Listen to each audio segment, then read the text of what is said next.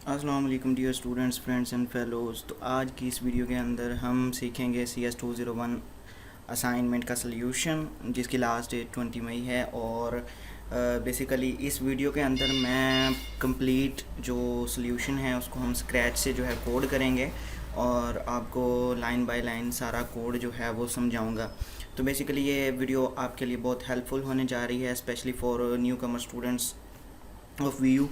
तो वीडियो को स्टार्ट से एंड तक देखें। इसमें सिर्फ आपसे सल्यूशन नहीं शेयर करूंगा, बल्कि पूरी वीडियो को समझाऊंगा, एक्सप्लेन करूंगा, जो कि आपके लिए बहुत ही हेल्पफुल होगी आपके क्विज़ में, असाइनमेंट्स में, अपकमिंग असाइनमेंट्स में। तो इसमें बेसिकली हम अपने कॉन्सेप्ट क्लियर करेंगे अपनी इस असाइनमेंट के रिलेटेड, और स्क्रैच से जो है हम कोड स्टार्ट करेंगे। देखेंगे कि कैसे हम C++ में अपनी C++ प्रोग्राम्स बनाते हैं, उसमें किस टाइप के प्रोग्राम्स होते हैं।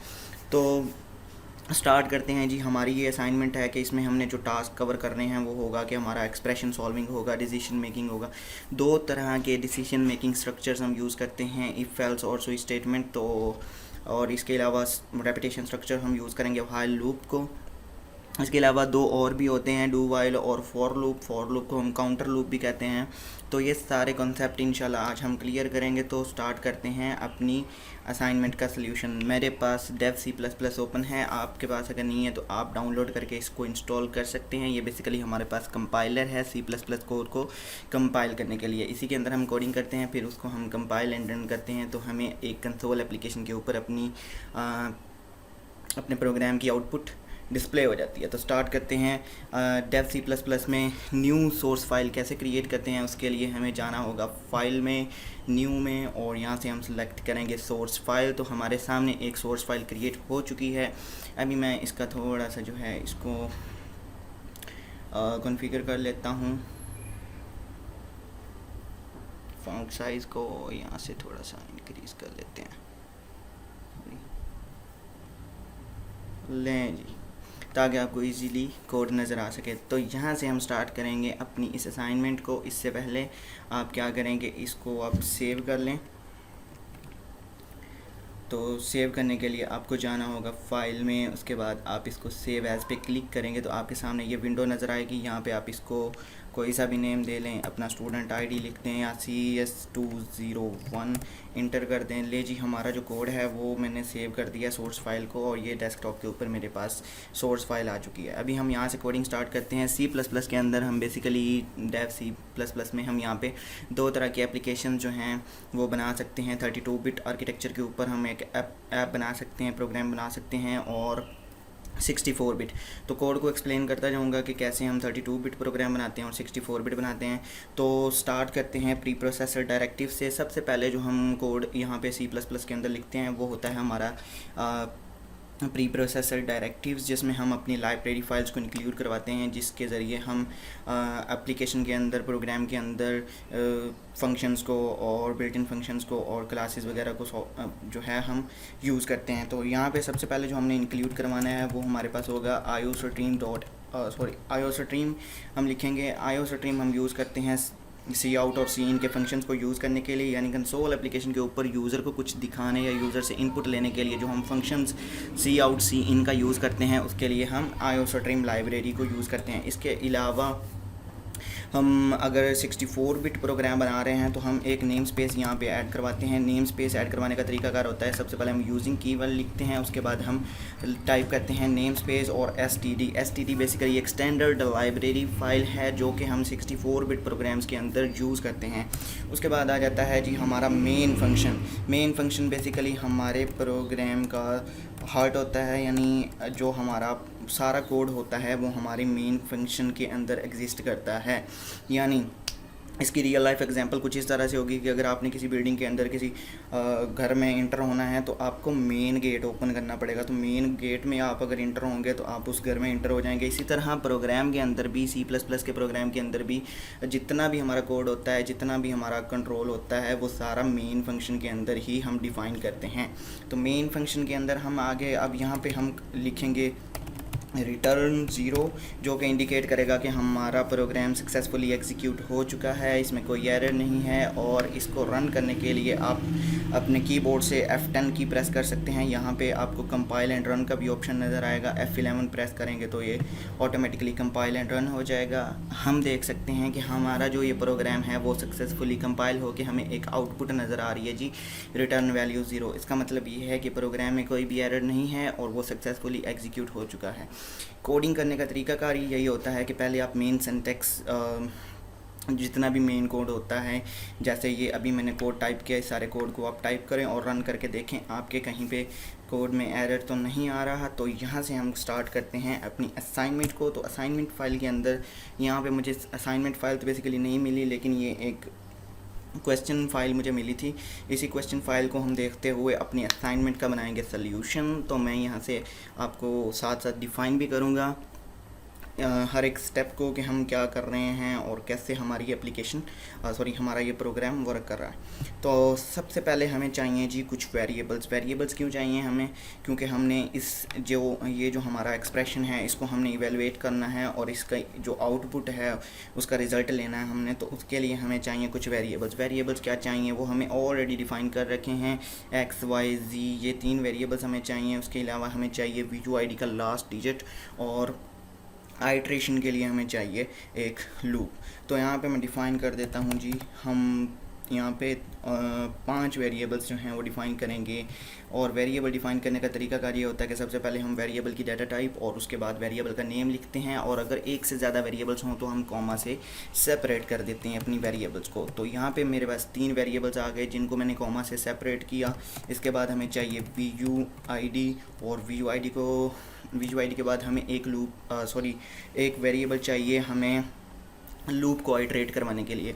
अगर तो हम फॉर लूप यूज़ करते हैं तो फॉर लूप के अंदर ही हम अपना वेरिएबल डिक्लेयर कर सकते हैं, और अगर हम व्हाइल या डू व्हाइल लूप यूज़ कर रहे हैं तो उसके लिए हमें वेरिएबल डिक्लेरेशन जो है लूप आइटरेशन के लिए वो हमें अलग से डिफ़ाइन करना पड़ती है।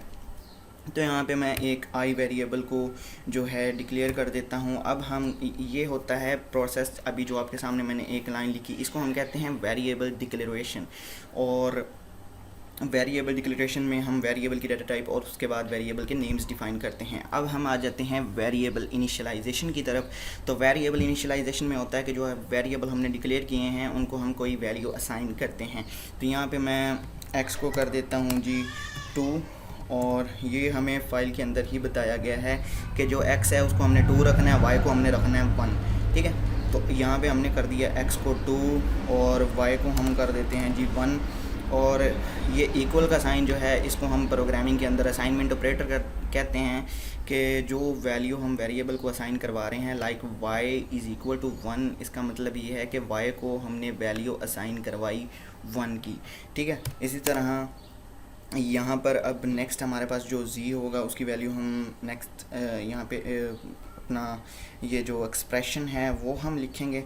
ठीक है, तो यहाँ पे हम VUID का जो लास्ट डिजिट है, आपकी आईडी का जो भी लास्ट डिजिट है वो आप यहाँ पे इसको साइन करवाएंगे। मेरी आईडी का लास्ट डिजिट है 6। ठीक है, इसके बाद हम i को कर देते हैं 1 से हमारा लूप स्टार्ट होगा और उसके बाद आइटरेट होता रहेगा जब तक हमारा जो VUID है उसके इक्वल नहीं हो जाता, तब तक हमारा लूप आइटरेट होगा। अब हम आ जाते हैं अपने एक्सप्रेशन की तरफ। तो मैं जस्ट एक्सप्रेशन को यहाँ से कॉपी कर लेता हूँ जो मेरे पास फाइल के अंदर मौजूद है, और यहाँ से मैं इसको करता हूँ कॉपी और यहाँ पे कर देता हूँ पेस्ट।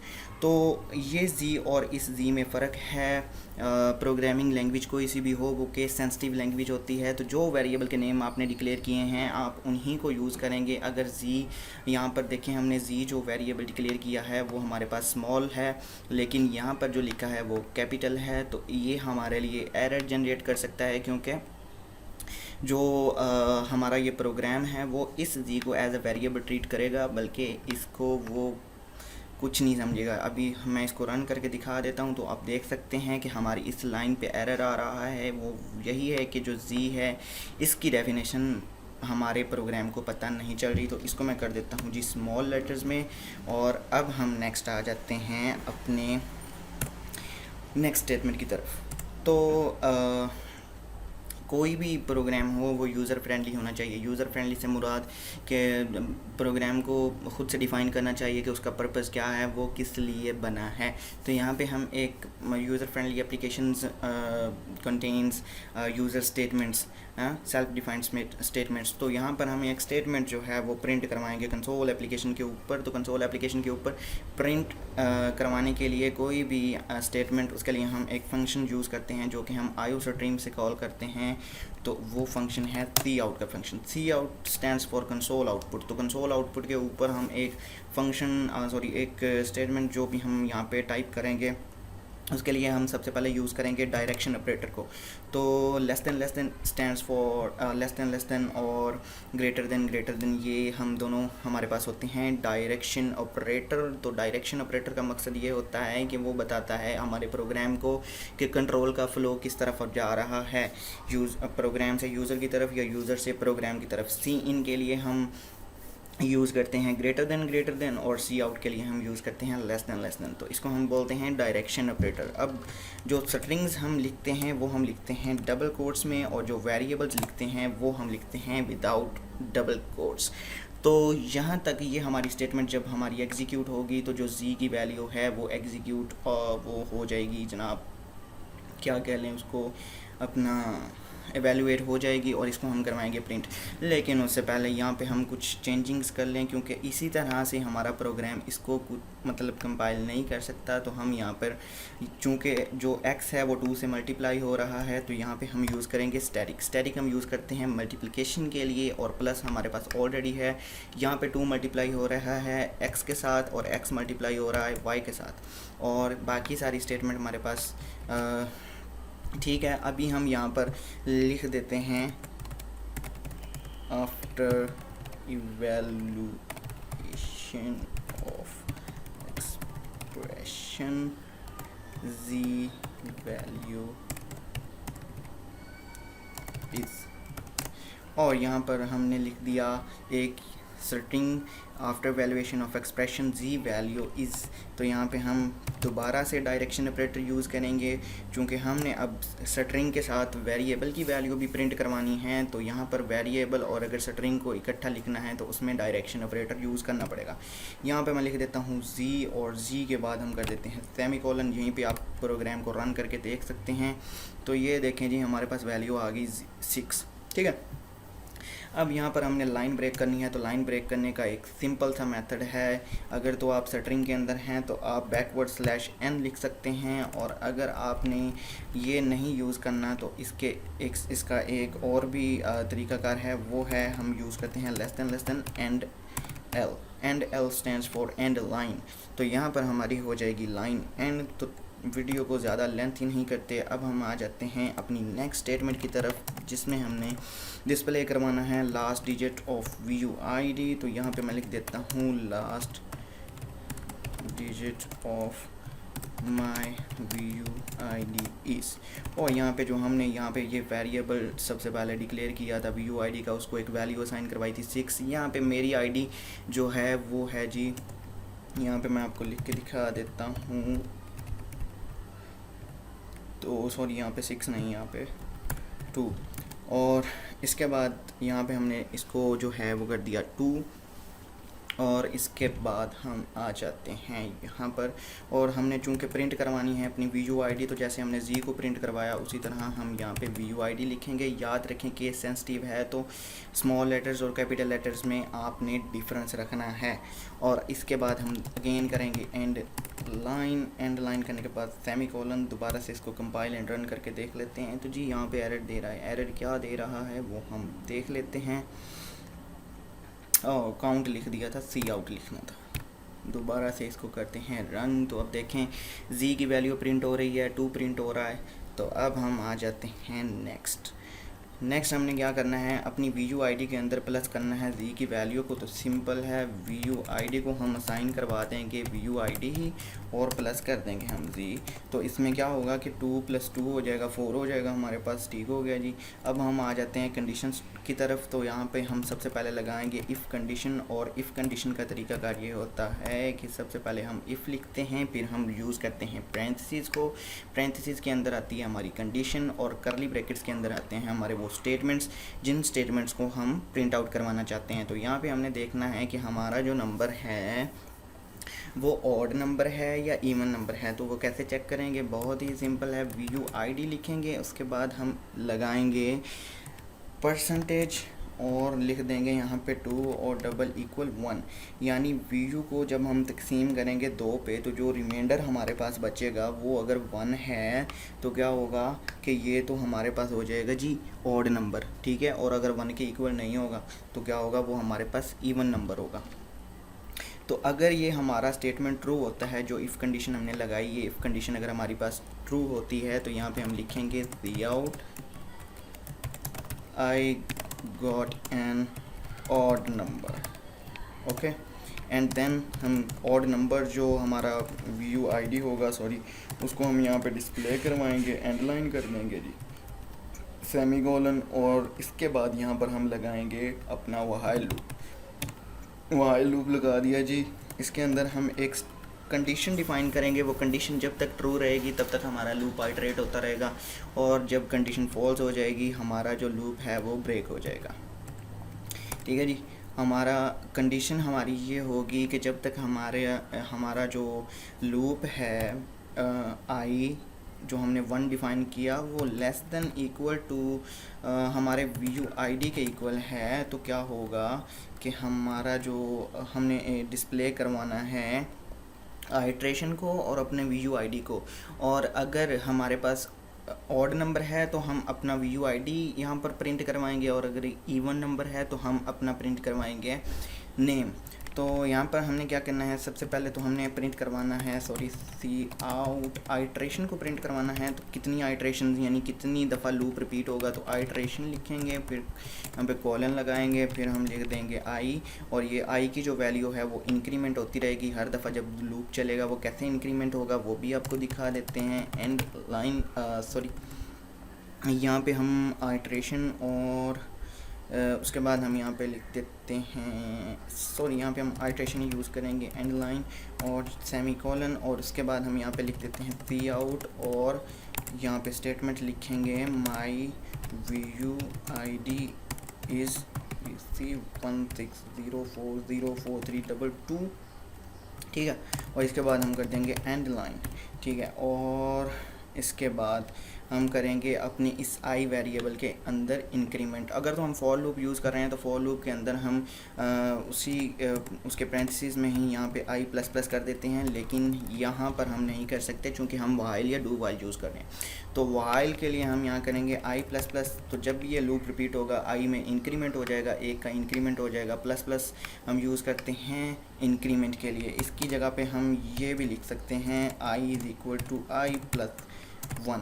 तो ये और आई प्लस प्लस दोनों सेम काम करेंगे, यानी ये भी 1 का इंक्रीमेंट करेगा और आई प्लस प्लस भी 1 का इंक्रीमेंट करेगा। तो आप चाहे तो ये भी लिख सकते हैं या आई प्लस प्लस भी लिख सकते हैं।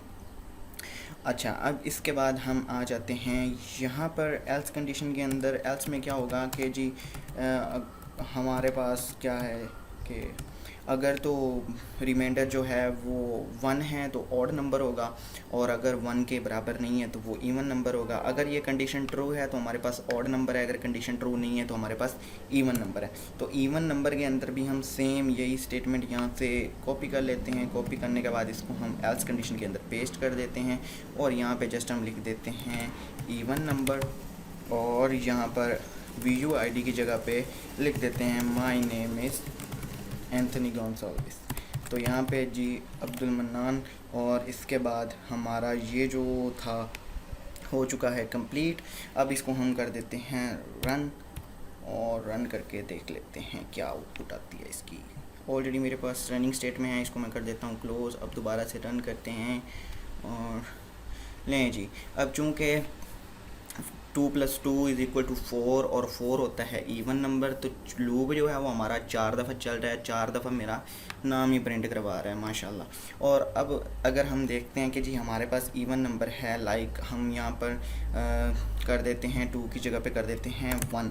अगर किसी स्टूडेंट के लास्ट डिजिट जो है वो 1 आ रहा है, तो अब हम इसको देख लेते हैं रन करके।